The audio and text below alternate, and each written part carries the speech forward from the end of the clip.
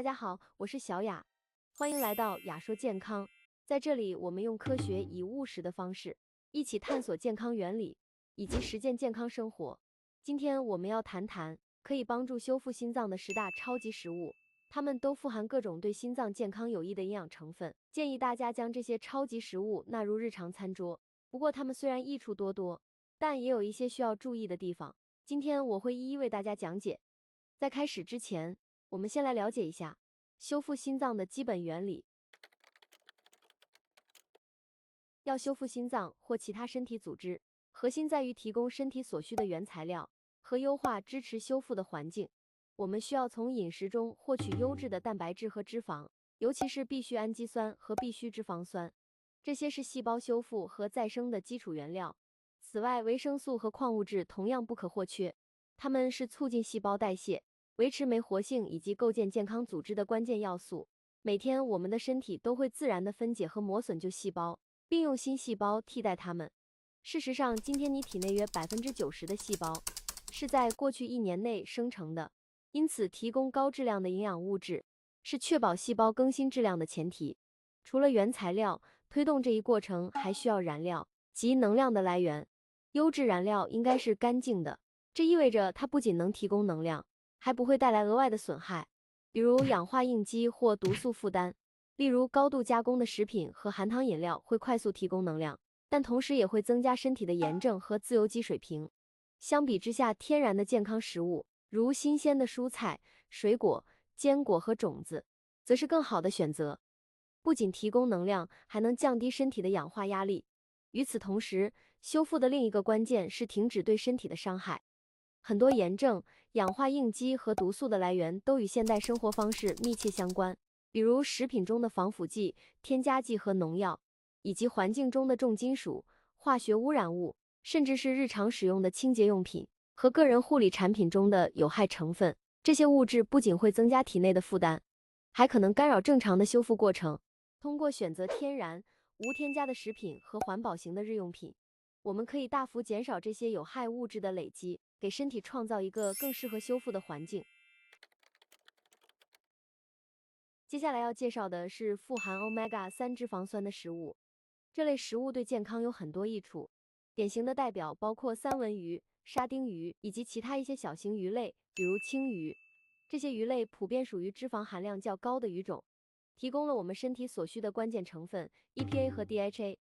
这些脂肪酸是细胞膜的重要组成部分，对细胞的健康至关重要。人体每天都在更新细胞，而这些优质脂肪酸正是新细胞形成的基础。值得注意的是，选择小型鱼类通常比大型鱼类更安全。由于大型鱼处于食物链的顶端，体内可能积累较多的重金属和农药残留，因此选择沙丁鱼、青鱼等小型鱼类可以减少这些风险。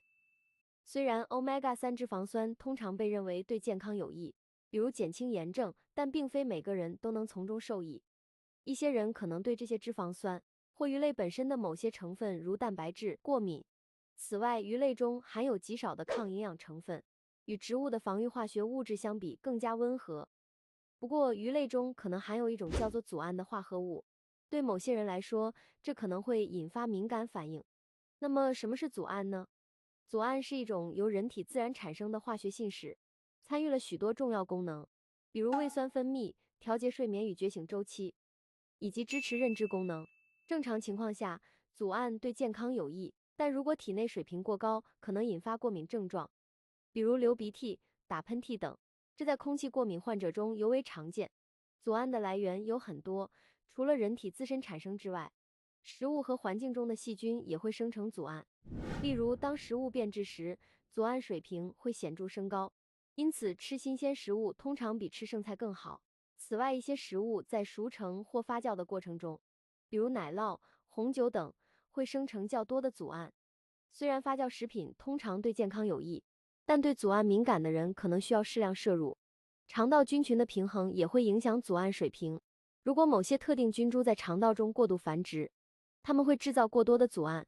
导致身体对组胺的耐受性下降。因此，适量食用发酵食品非常重要。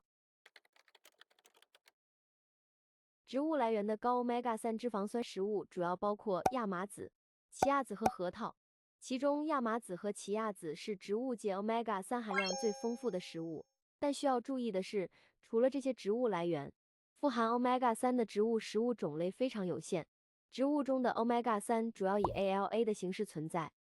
这是一种必需脂肪酸，人体无法自行合成，必须通过饮食摄取。然而 ALA 与鱼油中的 EPA 和 DHA 有所不同。EPA 和 DHA 是 omega-3脂肪酸的活性形式，也是身体真正需要的中产物。人体可以将 ALA 转化为 EPA， 再进一步转化为 DHA， 但这个转化过程的效率极低。研究表明，只有约1%的 ALA 最终能转化为 DHA。这也解释了为什么仅依赖植物来源的 omega-3通常难以满足人体的实际需求。尽管如此，植物中的 ALA 仍然具有一定的健康作用。作为一种 omega-3脂肪酸，它在平衡体内的 omega-6与 omega-3比例方面发挥着重要作用。在现代饮食中，许多人 omega-6的摄入量远远高于 omega-3，比例甚至达到20:1或30:1，而理想的比例应为4:1或更低。通过增加 omega-3的摄入，即使是以 ALA 形式，也能帮助改善这种比例失衡，从而减轻炎症反应。因此，摄入更多 omega-3，即便不能完全转化为 EPA 和 DHA， 仍然对整体健康有益。不过需要关注的是，植物来源 omega-3食物中的抗营养成分如植酸。植酸是一些植物为了自我防御而含有的化学物质，可能会对某些人造成消化不适，甚至引发炎症。此外，植酸还能与食物中的矿物质结合，比如铁、锌和钙，阻碍这些矿物质的吸收，导致部分营养素直接排出体外。因此，对于某些消化功能较弱或对植酸敏感的人来说，过多摄入含植酸的食物可能适得其反，影响营养摄取。值得一提的是，这种对矿物质吸收的阻碍作用，仅限于与含植酸食物同时食用的情况下，并不会对长期的矿物质吸收能力造成持续性影响。因此，如果你希望通过植物来源的 omega-3来获得健康益处，可以尝试一些方法来减少植酸的影响，例如将亚麻籽和奇亚籽浸泡后食用，或者适量搭配其他高矿物质来源的食物，从而最大程度地发挥它们的健康作用。另一个 omega-3的来源是草饲肉类。虽然草饲肉类的 omega-3含量相对不高，但它的营养价值极高，富含多种对人体有益的成分。尤其值得一提的是，草饲肉类的 omega-3与 omega-6的比例非常健康，一般可达1:1。这种比例的关键在于动物的饲养方式，它们在健康的环境下成长，摄取的是天然的草料，而非谷物或加工饲料。这使得草饲肉类不仅能为人体提供少量 omega-3，还能帮助平衡饮食中的 omega-6摄入，降低慢性炎症的风险。草饲肉类的另一个优势在于，它不含植物食物中常见的抗营养素，也不存在会干扰人体吸收营养的化合物，因此在矿物质吸收方面具有更高的效率。不过需要注意的是，肉类，尤其是经过熟成或储存时间较长的肉类，可能含有较高的组胺，这对组胺敏感的人来说可能引发不适，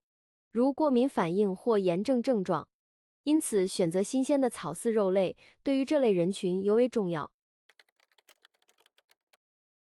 鱼肝油是另一种极为重要的 omega-3来源，它可能是我们日常生活中最容易获得的高质量 omega-3食物之一。鱼肝油不仅富含 EPA 和 DHA 两种对心血管健康和脑部功能至关重要的 omega-3脂肪酸，还提供了高浓度的维生素 A 和维生素 D。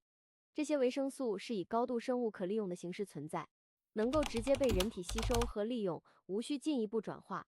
然而，鱼肝油也有一些需要注意的潜在风险。首先，鱼肝油中可能含有微量组胺，这对组胺敏感人群可能造成轻微的不适或引发炎症。此外，由于其维生素 A 和 D 的含量极高，长期大剂量摄入可能导致维生素过量中毒。这种情况可能引发多种健康问题，例如维生素 A 过量会导致头痛、恶心和骨质问题，而维生素 D 过量可能影响钙代谢，甚至引起肾结石或阻滞钙化。为了避免这些风险，建议在食用鱼肝油时适量摄入，并根据个人需要调整剂量。如果长期服用，最好定期检测血液中的维生素 A 和 D 水平，以确保摄入量在安全范围内。对于无法通过普通饮食满足 omega-3需求的人群，例如某些素食者或高炎症风险人群，鱼肝油确实是一个极具价值的选择，但前提是科学理性的使用它。另一类对健康极为有益的食物是富含硫元素的植物性食物，例如大蒜、洋葱、西兰花和卷心菜。这些高硫食物不仅能够支持血管健康，还能有效减少炎症，并对肝脏的解毒过程提供重要支持。它们之所以如此有益，主要得益于含有两种重要的含硫氨基酸：半胱氨酸和蛋氨酸。这两种氨基酸是合成谷胱甘肽的关键原料。而谷胱甘肽是人体内最重要的抗氧化剂之一，能够帮助中和自由基，保护细胞免受氧化损伤。此外，谷胱甘肽还在肝脏的解毒过程中发挥重要作用，帮助清除体内积累的毒素和有害物质。需要注意的是，谷胱甘肽虽然由身体自行合成，但其生成高度依赖饮食中的原料供给，因此定期摄取高硫食物有助于维持足够的谷胱甘肽水平，从而提高身体的抗氧化能力和解毒效率。这对于长期接触环境毒素或身体承受较高氧化压力的人群来说尤为重要。然而，高硫食物并非对所有人都完全适合，一些人可能在食用后经历腹胀、胃部不适，甚至是腹痛或其他不适。这通常与硫化合物在体内的分解过程有关。具体而言，这些不适可能发生在存在小肠细菌过度生长 （SIBO） 的人群中。对于 SIBO 患者，应逐步摄入高硫食物并观察身体反应。此外，配合专业的肠道调理措施，如改善肠道菌群平衡或使用益生菌，以缓解相关症状。建议寻求营养师或医生的指导，以确保饮食选择能够支持健康而非加重负担。另一个对心脏健康非常有益的食物是富含硝酸盐的蔬果，例如甜菜、菠菜、芝麻菜、芹菜和石榴。这类食物能够帮助身体生成一氧化氮，能促进血管舒张。当血管舒张时，血液流动更顺畅，血压降低，同时改善心脏供血，减少心血管疾病的风险。因此，如果血管因收缩而导致胸痛，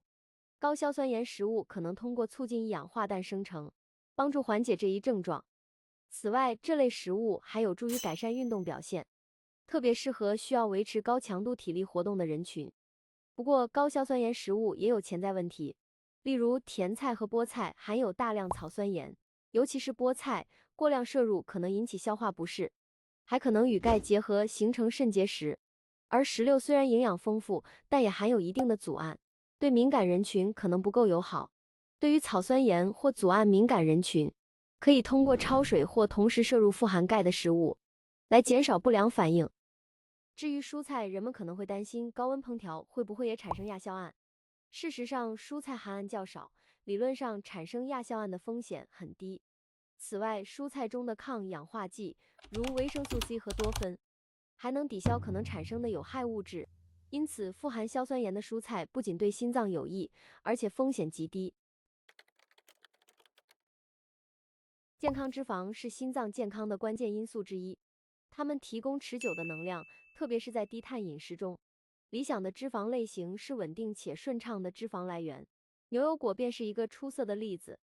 它含有超过70%的单不饱和脂肪酸，类似于橄榄油，能有效支持心脏健康。然而，牛油果可能含有一些阻胺，对部分人群可能引起不适。与牛油果类似，橄榄也是水果，富含健康脂肪，特别是单不饱和脂肪。橄榄中的多酚成分具有抗氧化作用，能够为肠道内的益生菌提供能量。但对于敏感人士来说，过量摄入可能导致消化不适。橄榄油相较于其他植物油更稳定，但其在高温下的稳定性仍不及饱和脂肪，因此储存和加热时要格外小心，避免引起体内炎症。杏仁也是一种非常好的健康脂肪来源，含有大量单不饱和脂肪酸。然而，杏仁中富含草酸和植酸，尤其在低碳饮食中，过量食用杏仁及其粉末可能引发过敏反应，因此食用时必须适量。接下来，放养鸡蛋也是一种优质脂肪来源。如果你选择放养鸡蛋，这些蛋将含有更好的脂肪。可是，如果你选择便宜的工业化生产的鸡蛋，它们的 omega 6和 omega 3比例可能高达20:1，而放养鸡蛋的比例大约是1:1，所以这取决于这些动物以什么样的食物喂养。如果它们按自然方式喂养，那你就能从它们身上得到健康的食物。如果人类介入，使用工业化产品和化学物质，那么结果就完全不同了。鸡蛋是营养密集度非常高的食物，其中最重要的一种营养成分是胆碱，这是一种 B 族维生素，具有多种对身体有益的功能，特别有益于心脏和肝脏健康。接下来是内脏类食物，包括肝脏、心脏和肾脏。过去这些部位曾是动物最珍贵的部分，瘦肉反而不被重视。但今天这种情况完全反转，已经很少人在食用这些内脏了。但其实它们是营养密集的食物，富含维生素 A、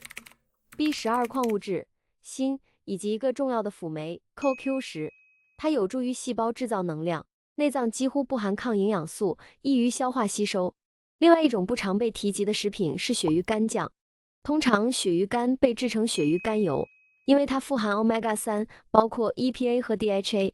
还有维生素 A 和 D，有助于支持心脏和免疫系统健康。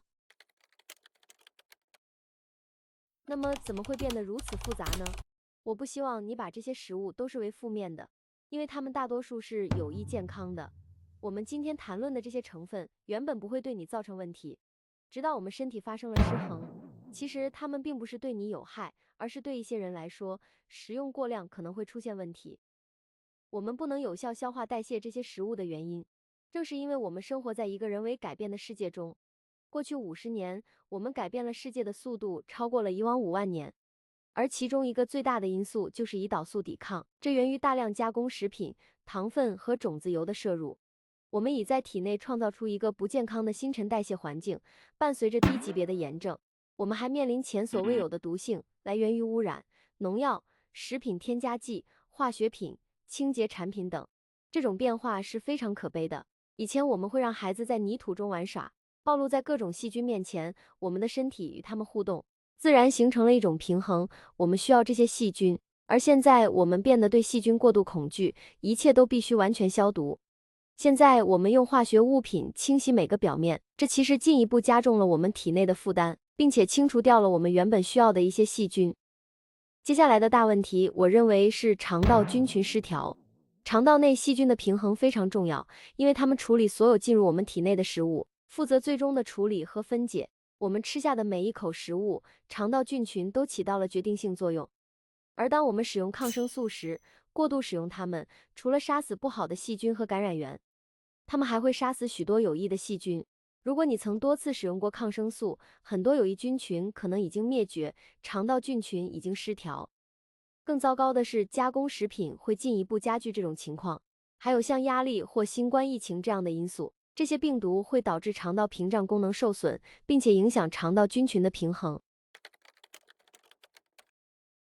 接下来是一些富含抗氧化物的食物，它们可以对抗氧化应激。每当我们使用氧气制造能量时，就会产生自由基，这是不可避免的。但如果我们摄取合适的天然抗氧化物，它们可以抵消这些自由基，减轻氧化应激对血管和心脏的损伤。蓝莓就是一种富含抗氧化物的食物，它含有一种叫做花青素的抗氧化物。正如我们所说，它有助于减少氧化应激，改善血管健康。但如果你对草酸敏感，蓝莓可能不能过量食用。另一种受欢迎的抗氧化食物是巧克力或可可豆，它的益处不来自于巧克力中的糖分，所以你最好选择尽可能黑的巧克力。可可豆中含有黄烷醇的抗氧化物，它还富含镁，而大多数人都缺乏镁。它有助于减少氧化应激，支持血管健康，和蓝莓有着类似的功效。但可可豆同样含有草酸和组胺，食用时需要注意。另一种受欢迎的抗氧化食物是绿茶，它含有茶多酚的成分，可以带来各种好处，包括减少氧化应激和支持血管健康。但它的缺点是含有单宁和咖啡因。番茄也富含抗氧化物，尤其是番茄红素的成分，它有助于减少氧化应激，同时调节胆固醇水平。但番茄含有组胺和凝集素，番茄属于茄科植物，而凝集素是一种粘性蛋白质，可能会影响肠道健康。纤维对心脏和整体健康的益处不容小觑，尤其是它能帮助滋养并调节肠道菌群，从而间接支持心血管系统。然而，对于某些人来说，摄入纤维可能会带来反效果，这通常是由于体内致病菌过多，纤维反而成为这些有害菌的养料，导致消化问题，甚至肠道不适。两种备受推崇的高纤维食物是奇亚籽和亚麻籽，它们不仅富含对心脏有益的 omega-3脂肪酸，还含有丰富的膳食纤维。膳食纤维的独特之处在于它能与胆固醇结合，阻止胆固醇被肠道重新吸收，特别适合那些胆固醇高吸收型个体。通过增加纤维摄入，可以显著降低血液中过多胆固醇的循环。此外，这两种食物还能平衡现代饮食中普遍过量的 omega-6脂肪酸，不过它们也含有植酸等抗营养素，这类成分可能干扰矿物质的吸收。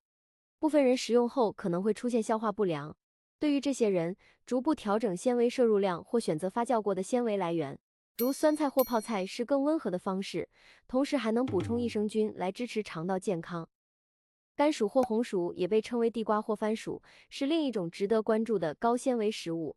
作为营养密度高且抗营养素含量低的块根类植物，甘薯不仅富含纤维，还不含许多植物常见的化学防御成分。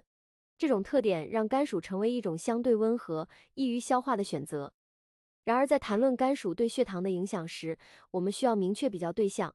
若是与爆米花或软饮料相比，甘薯的含糖量显然是更低的。但与牛排或西兰花相比，甘薯对血糖的影响就逊色得多了。虽然甘薯的糖分含量和升糖指数低于许多垃圾食品，但它仍然是高碳水化合物食物，富含淀粉、蔗糖和果糖。这些成分会迅速提高血糖，因此对于血糖敏感人群或糖尿病患者，甘薯的摄入仍需适量，可以考虑搭配低升糖指数的食物，如绿叶蔬菜或蛋白质，来减缓血糖波动，降低对心血管健康的潜在影响。另一类对心脏健康至关重要的食物，是富含维生素 C 和类黄酮的食物，例如柑橘类水果，如柠檬和橙子，都是很好的选择。这些水果含有丰富的抗氧化成分，有助于支持心血管健康，同时它们的抗营养素含量较低，这意味着它们对消化系统的负担较小。与其他蔬菜和植物性食物相比，水果的抗营养素含量通常较少。然而，柑橘类水果的一个潜在问题是它们的糖分含量较高，因此在柠檬和橙子之间，我个人更倾向于选择柠檬，因为它不仅含糖较低，而且富含抗氧化物。它的用法简单，可以在饮用水中加入柠檬，或者在烹饪时将柠檬汁用于调味，以增加风味。至于橙子，尽管它是一种富含营养的水果，但它的糖分含量较高，因此需要根据个人的健康状况来决定是否食用。特别是对于2型糖尿病患者，过多的食用橙子容易导致血糖波动。如果你有较好的胰岛素敏感性，偶尔享用橙子当然是可以的，但要注意的是加工橙汁，它可能含有大量游离糖分，容易迅速被身体吸收，导致血糖快速上升。这种快速的糖分吸收并不利于心血管健康。如果你喜欢这段视频，希望你也会喜欢下一段内容。而如果你真的想通过了解身体的运行方式来掌控自己的健康，一定要订阅我们的频道，打开小铃铛，这样就不会错过可能有效改变健康的视频了。我们下期见。